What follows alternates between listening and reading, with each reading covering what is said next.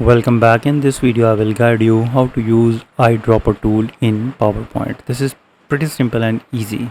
So I have a color palette. First you need to click on the insert and click on the shapes and draw any shapes which you like. For example, I'll select the pyramid shape and draw it like this one.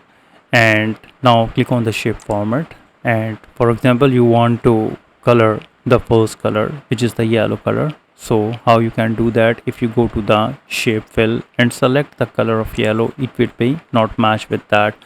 So for this you need to click on the shape fill, and here you need to select the eyedropper and now select the first color, and here you can see that it is exactly matching with that color. If you want to use another color from this color palette, Control C and V to paste another.